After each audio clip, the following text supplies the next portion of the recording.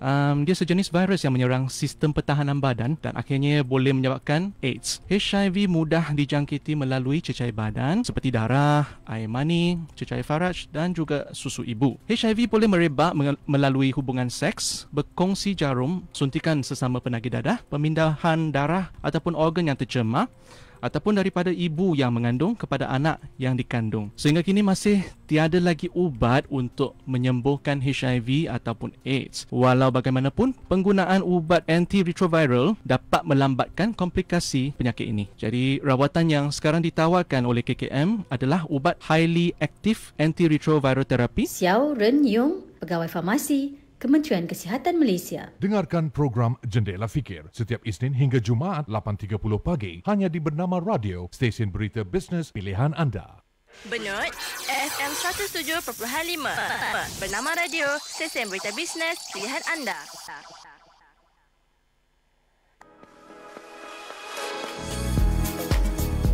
Santai Tengah Hari Bernama Radio.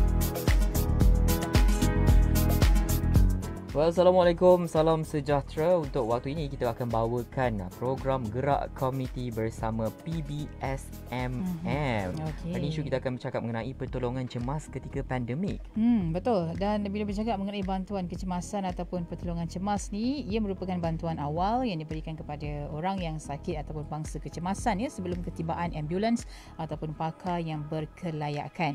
Dan pertolongan cemas yang biasa diperlukan oleh mangsa ialah menahan pendarahan, badut luka, mengurangkan kesan sakitan akibat patah tulang, pulihkan pernafasan, elak kesan keracunan dan macam-macam lagi. Betul. Yang kita belajar masa dulu. Sabirin apa PBSM dulu? Saya sekolah? dulu PBSM, tapi saya ada sebab kenapa saya pilih PBSM. Kenapa? Sebab saya tak nak kawat. Tak nak kawat. Itu antara sebab ya. Tapi janganlah ikut cara saya tu. Sebenarnya bila kita masuk PBSM ni memang banyak sebenarnya benda yang kita boleh belajar. Yeshu kongsi dengan tadi, pertolongan cemas, first aid juga sebenarnya penting. Untuk kita belajar. Lagi-lagi bila kita berada dalam satu situasi yang macam memang memerlukan kita pandai menggunakan first aid. Betul. Dan dalam tempoh pandemik ni kita memang ada sedikit penjarakan, kekangan untuk kita melakukan pertolongan. Dan untuk kita kupas topik ni dengan lebih lanjut, kita bersama dengan seorang pakar lah dalam pertolongan cemas. Kita bersama dengan Encik Arif Mokhtar yang merupakan pengurus latihan Persatuan Bulan Sabit Merah Malaysia. Assalamualaikum Encik Arif. Waalaikumsalam Encik Sabri dan Puan Syuhada. Ya, saya. Apa khabar? Selamat berpuasa. Okey. Baik, alhamdulillah. Okey, baik. Kita nak tahu juga sebab sebelum ni bila kita sebut tentang bantuan kecemasan memang mudah untuk kita berikan. Tapi sejak pandemik COVID-19 ni ada yang kata kita perlu berhati-hati sebab takut pula nanti ada jangkitan dan sebagainya. Tapi kebanyakan kita dah faham tentang apa itu pertolongan cemas, namun tidak ramai yang memahami tentang pentingnya keperluan untuk setiap individu faham dan juga tahu ataupun ada kemahiran untuk membantu dalam situasi yang cemas itu. Cik Arif boleh kongsi dengan kita apa dan juga kenapa pentingnya untuk semua orang kena tahu berkaitan dengan pertolongan cemas itu sendiri, Cik Arif? Okey, mengenai perkara itu seperti yang Puan Syuhada beritahu tadi mengenai punya pengertian pertolongan cemas itu ialah bantuan awal kepada mereka yang mengalami kecederaan ataupun sakit secara tiba-tiba dengan menggunakan objek sekeliling sebelum ketibaan pakar perubatan. Dari situ kita dapat lihat perkataan bantuan awal, mana kita adalah first responder. Kalau nak sebutlah daripada first responder ni, kita lah yang mula-mula sekali sampai atau berada di tempat kejadian. Itulah betapa pentingnya. Kerana ada 3 perkara yang menyebabkan kenapa ilmu pertolongan cemas ini penting. Yang mula-mula sekali, sebab dia melibatkan nyawa. Jikalau kita ada di tempat kejadian, lagi awal kita bantu mangsa, lagi cepatlah peluang untuk mangsa tu hidup lah. Yang kedua pula, dia boleh mengelakkan kecederaan mangsa tu jadi kurang teruk lah kalau kita dapat bantu lagi awal. Kalau kita dapat lagi bantu lagi awal, peluang untuk mangsa pulih tu lagi cepat lah daripada yang semua. Lagi lama kita lanjutkan mengambil masa semua ni, kemungkinan nyawa mangsa tu dalam bahaya. Dan yang ketiga ni adalah kita dapat mengurangkan kesakitan mangsa. Sebab kita di negara kita ni, Malaysia ni, kita adalah rakyat yang prihatin. Kita tidak mahu melihat ada orang dalam kesakitan. Jadi kita nak kurangkan kesakitan tu ada macam-macam cara. Sebab dalam pertolongan cemas ni je bukan secara kita nak bantu dari segi kecederaan, kita bantuan dari sekadar untuk membalut dan sebagainya. Kita juga ada juga sedikit bagi bantuan ataupun sokongan psikososial, di mana kita gunakan kata-kata kita ya untuk menenangkan mangsa, untuk bagi dia keselesaan, supaya dia dapat tenang, dia tenteram, dan kita akan beritahu semuanya akan okey, dia akan selamat dan sebagainya. Di mana bila mangsa dah berasa selesa, jadi dia kesakitan tu dia akan rasa kurang. Sebab itu betapa pentingnya, yang paling utama sekali yang kita kena ingat, yang saya sebut yang nombor satu itu adalah nyawa. Yang kedua untuk mengelakkan kecederaan menjadi lebih buruk. Yang ketiga ialah untuk mengurangkan kesakitan. Yang penting sebenarnya fungsi PBSM ni untuk bukan saja untuk merawat luka-luka luaran, tapi juga secara mental juga nak tenangkan mereka. Baik, Encik Arif, kita lihat kan dalam tempoh pandemik, macam Shu katakan tadi, memang banyak kekangan dari segi penjarakan dan sebagainya. Jadi bagaimana dengan pertolongan cemas dalam situasi pandemik ini? Bagaimana kemahiran pertolongan cemas ini mampu membantu di musim pandemik? Dia bantu dari segi bagaimana? Untuk kita bantu dari segi pertolongan cemas untuk mereka yang memerlukan lah, lagi ketika dalam kesakitan ke. Contohlah macam kita tiba-tiba jumpa orang pengsan. Kita nak dekat tapi kita takut adakah dia berkaitan dengan COVID-19 dan sebagainya, atau apa cara dari segi bantuan kecemasan yang boleh kita lakukan? Sebab tu dia sekarang, kalau sebelum pandemik dengan sekarang, dengan semasa musim pandemik ni, memang kalau ikutkan dia punya SOP tu sudah agak berbeza sikit. Okay. Macam mana pun sebelum kita nak rapat pada mangsa semua tu, kalau dah belajar ilmu pertolongan cemas ni, kita kena pentingkan dahulu keselamatan diri kita sendiri dahulu. Ramai akan tertanya, kenapa kita pentingkan diri kita sendiri dahulu? Sebab kita punya keselamatan ni, bila kita dah tentukan diri kita ni selamat, ya, baru kita dengan yakinnya kita dapat bantu mangsa. Jikalau kita sendiri dalam bahaya, siapa yang akan bantu mangsa? Jadi untuk pastikan diri kita ini selamat, kita kena tengok sekeliling, ada sama ada bahaya atau tidak. Kalau tidak ada bahaya, baru kita boleh rapat dengan mangsa. Sebelum tu kita kena perkenalkan diri kita. Perkenalkan diri kita pada mangsa, siapa kita, apa yang kita nak buat. Kalau mangsa tidak sedarkan diri, kita kena periksa dia punya tahap kesedarannya, tapi walau bagaimanapun kita tak boleh nak sentuh. Dari situ kita kena ingat, masa musim pandemik ni kita kena sentiasa pakai pelitup muka. Dan kalau betul kita lihat reaksi mangsa tu dia tiada apa-apa respon, kita lihat pada pernafasan dia. Contoh, kalau dulu sebelum musim pandemik ni, bila kita nak lihat ada tanda-tanda nyawa dan juga sama ada nak periksa tanda pernafasan dia, kita kena rapatkan muka kita dengan muka mangsa ini, nak melihat, mendengar dan merasa pernafasan mangsa tu. Sekarang ni tak boleh, sebab kita tak boleh nak rapat muka mangsa tu. Agak bahaya dengan pandemik ni sekarang kan. Jadi apa yang kita boleh buat mula-mula sekali, kalau kita ada pelitup muka yang ekstra, ataupun kalau tak ada pun kita boleh gunakan sapu tangan, kita tutup pada mulut dengan hidung mangsa dahulu. Itu dari segi tu. Selepas tu baru kita periksa pernafasannya, kita lihat pada pergerakan dada atau dia punya abdomen ataupun perut lah. Kita lihat sama ada pergerakan atau tidak. Jadi jikalau kita terpaksa nak bantu mangsa, pastikan tangan kita kena disarungkan sarung tangan jugalah. Kalau terpaksa, kita kena gunakan sarung tangan. Sebelum dan selepas pakai sarung tangan ni pun kena pakai hand sanitizer. Keselamatan tu diutamakan dulu. Lepas tu baru kita dapat bantu mangsa. Apabila dah selepas kita bantu mangsa ni, sama ada kita rawat dia punya pendarahan ataupun kita kena buat CPR, kena cepat-cepat tanggalkan sarung tangan tu, kena pakai hand sanitizer. Paling elok sekali pakai air dan sabun lah. Itulah salah satu yang pertolongan cemas yang terpaksa diubah disebabkan musim pandemik. Ada tak perkara yang perlu dielakkan atau perkara yang tak patut kita lakukan semasa beri bantuan dalam musim pandemik ini?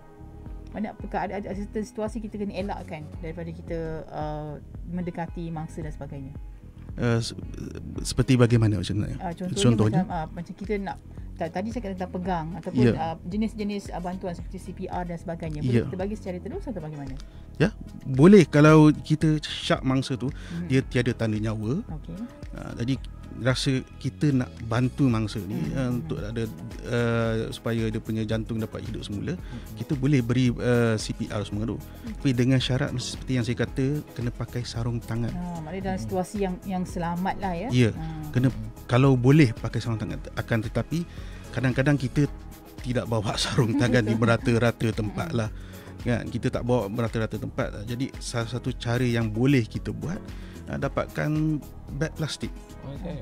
Ya, kita boleh gunakan beg plastik yang boleh muat 2 beg plastik dah cukup. Kita boleh gunakan untuk bagi tekanan dada pada mangsa tersebut. Itu sebagai contoh lah. Tapi jikalau memang langsung tidak ada apa-apa, kita terpaksa juga buat, boleh buat. Tapi jangan lupa selepas kita bantu mangsa tu, walaupun ada pendarahan, kita tak pakai sarung tangan, jangan lupa untuk cuci tangan. Dan ikut SOP lah apa yang dikeluarkan. Bila balik rumah nanti kena terus mandi, buka baju semua dicuci dan kita kena mandi. Setakat ini untuk SOP semasa pandemik ada tak dihebahkan kepada masyarakat? Ya. SOP untuk bantuan kecemasan ada tak dihebahkan kepada masyarakat khususnya semasa pandemik ni? Khususnya semasa media setakat ini belum.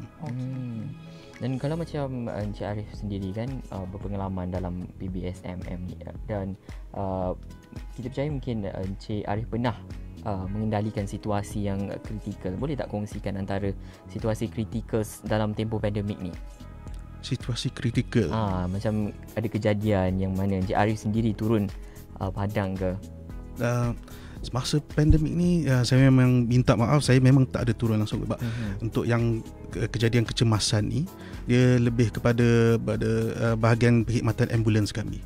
Mereka yang berkhidmat semasa untuk kecemasan sebab seperti yang tuan-tuan dan tahu, masa pandemik ni kebanyakan memang tak boleh nak keluar rumah pun, tak boleh nak berjalan sangat. Jadi memang saya tiada ada nampak apa-apa kemalangan apa yang berlaku di hadapan mata saya lah. Dan kita lihat juga ya, Encik Arif, macam saya sendiri tak ada ilmu pertolongan cemas. Jadi bagaimana sebenarnya kita sebagai orang awam yang tak tahu apa-apa ni, bila melihat situasi yang macam memerlukan pertolongan kita, tapi kita tak ada ilmu, dari mana kita nak dapatkan ilmu pertolongan cemas ni? Okey, untuk dapatkan ilmu, Persatuan Bulan Sabit Merah Malaysia kami adakan kelas latihan pertolongan cemas di setiap negeri dan juga di ibu pejabat kebangsaan kami. Kami ada beberapa jenis kursus, iaitu kursus pengenalan, kursus asas dan juga kursus lanjutan pertolongan cemas. Setiap satu kursus tu dia ada juga silibus CPR. Jadi kalau nak kursus dijalankan dalam 2 bahasa, dia terpulang. Kalau nak tahu lebih lanjut, boleh refer pada kami punya website www.redcrescent.org.my/training. Ya. Tapi sebelum ni dari segi penglibatan mereka menyertai kursus dan latihan tu bagaimana? Penglibatan bagaimana? Penglibatan daripada peserta yang memasuki kursus dan juga latihan untuk bantuan kecemasan. Sambutannya bagaimana? Sambutan dia memang ada sambutan, cuma dia tidak latihan tu secara individu ataupun berkumpulan. Ya, dia bukan secara individu, dia secara berkumpulan. Ataupun dia adalah atas permintaan daripada syarikat-syarikat swasta ataupun agensi-agensi kerajaan. Tetapi bila kami nak lakukan kursus tersebut pun masih lagi kami ikut SOP yang telah dikeluarkan lah. Contohnya sekarang ni bila kapasiti untuk ruang latihan tu adalah 50% daripada yang kapasiti penuh pada tempat latihan tersebut. Baik. Dan nak tahu juga tentang kesedaran lah masyarakat kita bila dah ada latihan seperti ini kan, dan macam Cik Arif sendiri melihat penglibatan peserta-peserta ni, adakah mereka ni macam teruja ataupun macam memang bersemangat untuk belajar atau macam mana Cik Arif? Ya, memang mereka bersemangat apabila mereka mendapat lebih banyak fakta daripada yang sebelum ni. Sebab sebelum mereka masuk kursus, kebanyakan mereka memang tidak tahu bahawa ada beberapa perkara mereka tidak boleh lakukan. Setelah mereka dah masuk kelas ataupun latihan kami, mereka baru sedar baru apa yang selama ni mereka tahu memang tidak boleh dilakukan. Sebab apa yang Bulan Sabit Merah ajar ni, kami adalah mengikut pada fakta. Okey, baik, untuk pendengar yang baru saja bersama kami menerusi Gerak Komuniti bersama PBSMM. Hari ini kita bersama dengan Encik Arif Mohtar yang merupakan pengurus latihan Persatuan Bulan Sabit Merah Malaysia, dan kita sedang mengupas topik mengenai pertolongan cemas ketika pandemik. Baik Encik Arif, tadi Encik Arif ada menyatakan antara kursus-kursus yang ditawarkan di Persatuan Bulan Sabit Merah Malaysia, dan difahamkan dia ada pendahuluan, ada package basic dan juga advance. Ada tak sedikit apa perbezaan antara ketiga-tiga jenis kursus ini? Okey, kalau perbezaan memang adalah dari segi dia punya silibus sendirilah. Kalau yang pengenalan pada pertolongan cemas ni, dia kursus dia adalah selama 1 hari. Dia ada teori dengan praktikal. Akan tetapi dari segi latihan praktikal dia tidak sebanyak untuk kursus pengenalan kursus pertolongan cemas asas yang merupakan kursus 2 hari, di mana dia lebih banyak praktikal daripada yang kursus 1 hari. Kalau yang 3 hari adalah kursus pertolongan cemas lanjutan. Kursus tersebut pula dia bukan saja ada lebih banyak praktikal, dia ada banyak case study. Di mana peserta-peserta akan berbincang dengan senario-senario apa yang perlu mereka lakukan dan sebagainya. Dan kebanyakan mereka yang hadir untuk kursus pertolongan cemas ni, mereka ni berlatar belakangkan apa? Cik Arif, ada kan kebanyakan pelajar ke, golongan profesional ke? Ya. Okey. Untuk kursus yang dianjurkan di negeri ataupun di Ibu Pejabat Kebangsaan, dia adalah kursus untuk mereka yang berumur 18 tahun ke atas. Tapi tidak kira latar belakang apa, semua boleh menyertai kursus kami lah. Yang zero basic pun boleh juga lah. Zero basic boleh. Jadi dia bila mula-mula sekali dia nak ambil kursus ni, dia boleh buat pilihan antara sama ada nak ambil yang kursus pengenalan ataupun dia nak ambil kursus yang asas. Okey. Adakah ia diberikan secara percuma? Itu yang kita kena bayar ke tak sebenarnya? Memang ada bayaran, tapi dia tidaklah banyak sangat. Bayarnya berbeza ikut yang jenis kursus lah. Boleh rujuk pada kami punya website untuk mengenali berapa bayaran.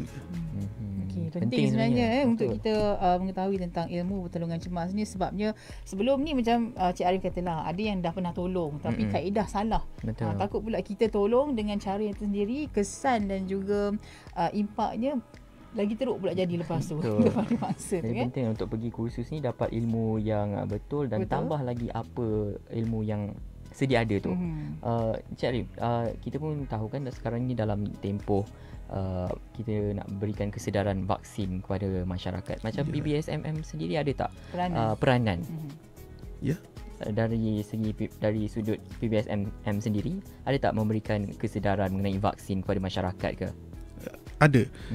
Kalau baru-baru ini boleh dikatakan kebanyakan staf di Ibu Pejabat pun kami sudah divaksinkan untuk dos yang pertama. Jadi selain daripada itu pun ada beberapa sukarelawan kami pun sudah berdaftar dengan MyVac untuk jadi sukarelawan untuk membantu dengan Kementerian Kesihatan untuk pemberian vaksin pada masyarakat semua ni. Dan kami pun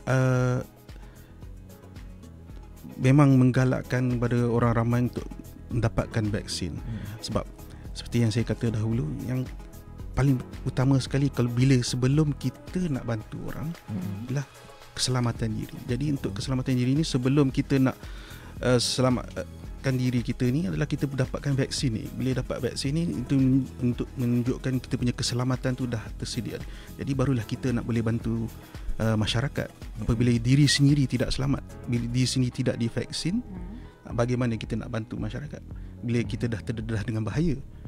Bulan Sabit memang kami ada banyak aktiviti kemanusiaan yang dilakukan, di mana kami juga ada berinteraksi dengan masyarakat. Jadi untuk memastikan bahawa kami dapat berinteraksi dengan mereka, dapat membantu mereka, kami pun perlu keselamatan, iaitu melalui vaksin.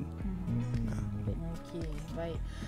kepentingan dalam masyarakat kita yang melihat juga di rumah pun kena ada juga kit pertolongan cemas kan. Ya, saya. Dan ada yang sekadar ada sebagai hiasan. Tapi tak tahu nak guna, tak boleh nak tolong dan sebagainya kan.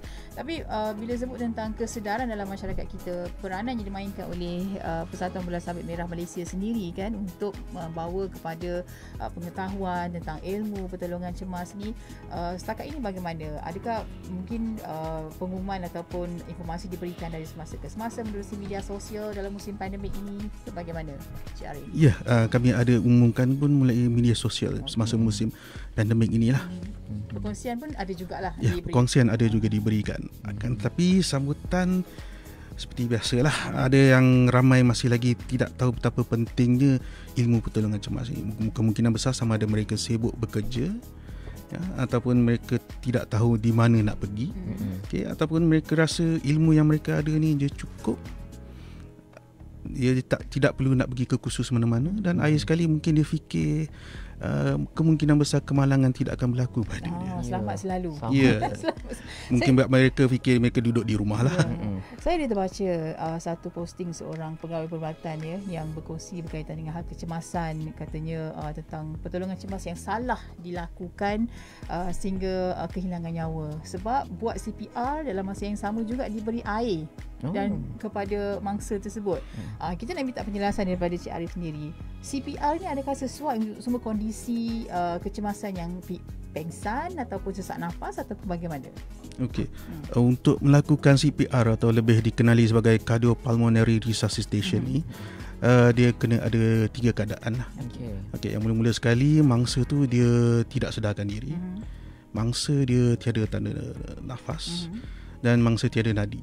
3 keadaan ni, dia bukan 2 daripada 3, 1 daripada 3, dia mesti ada 3 keadaan ni barulah kita boleh lakukan CPR.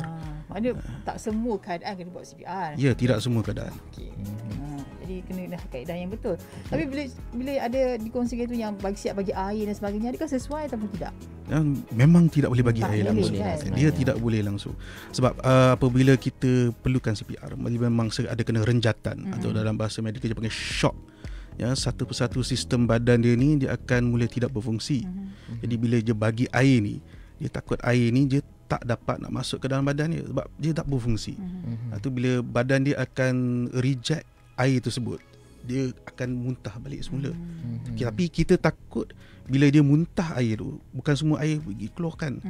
Takut kemungkinan besar dia pergi ke paru-paru dia. Sebab ruang pernafasan dengan ruang makanan kita je, saluran dia ni, dia memang rapat.